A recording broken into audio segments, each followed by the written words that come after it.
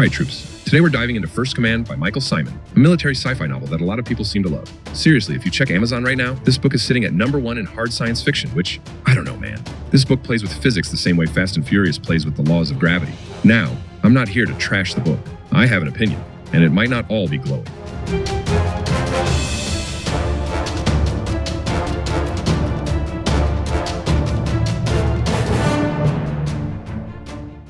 So, First Command follows fresh out of the academy Ensign Cole Jackson, who gets thrown into a crisis right off the bat. The Freedom, his assigned ship, gets ambushed, and he's ordered to salvage parts from another crippled ship, Hood. But plot twist, Freedom pieces out, leaving Cole and a bunch of techies stranded in deep space. Now, does he panic? Nope. Does he make a bunch of mistakes? Not really. Does he somehow pull off impossible feats of leadership, engineering, and tactical genius without breaking a sweat? You betcha, because Cole is that guy. More on that later. The rest of the book is about him and his ragtag crew trying to rebuild Hood, survive in deep space, and, because this is military sci-fi, get back in the fight against the alien bad guys, the Coven Empire. Classic underdog story. Standard young officer forced into command setup. Cool premise. But does it work? Let's start with what First Command does well, because there are definitely things to like here. Michael Simon is a doctor and it shows. Every time the book gets into injuries, cause of death, or the effects of torture, it's genuinely gripping. This is the kind of detail that a lot of military sci-fi either glosses over or gets wrong, but here, Simon nails it.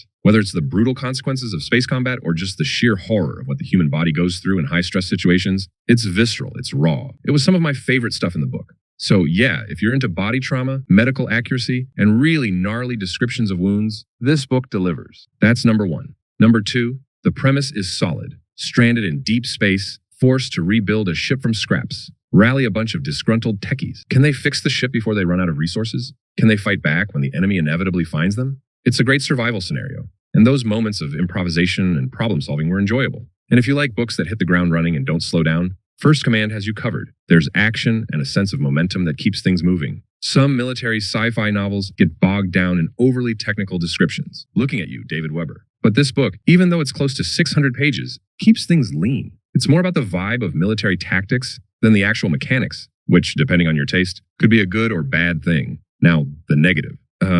Even by loose military sci-fi standards, some of the decision-making and military ranks and tactics in this book felt questionable. There are moments where characters make choices that just don't seem realistic for an organized military force. If you're someone who appreciates authentic military structure and discipline, you might find yourself raising an eyebrow here and there. And physics? Yeah, let's just say First Command treats physics like an optional suggestion. There are some battles and maneuvers that feel like they belong more in a Star Wars movie than a book claiming the hard sci-fi label. And about the protagonist. Look, I wanted to like Cole. I really did. But man, this guy's good at everything. He's a natural leader. He's a brilliant strategist. Everyone likes him. He does no wrong. He goes from ensign to captain. His plans always work out, even when they shouldn't. Even his one flaw, him losing his one eye and having to wear an eye patch, makes him look cool. And yeah, he's got that Marvel humor energy. All that makes it seem like he was designed in a lab to be the perfect protagonist. The male version of Mary Sue, Gary Stu. And because of that, it's hard to feel real tension because you know he's going to come out on top. Speaking of tension, for a story about war, survival, and high-stakes combat, First Command rarely lets things get truly dark. Sure, people die and there are some tragic moments,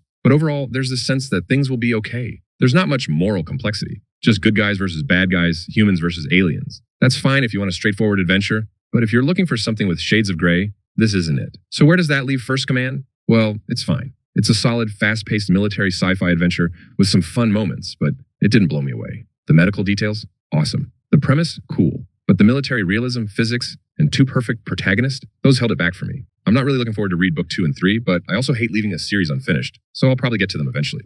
If you're a die-hard military sci-fi fan and can overlook the issues, you'll probably have a good time. But if you're looking for something truly hard sci-fi or deeply realistic, maybe adjust expectations.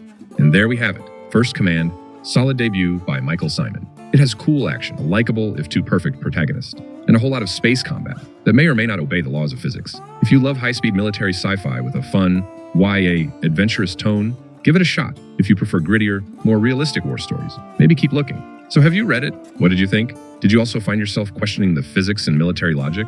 Is it fair to call the protagonist a Gary Stu? Am I just being too critical? Whatever you thought, comment down below and let me know. Hit that like button if you enjoyed this review and subscribe for more military sci-fi book reviews. Thanks for watching. See you in the next one. And, as always, burn bright and burn enough.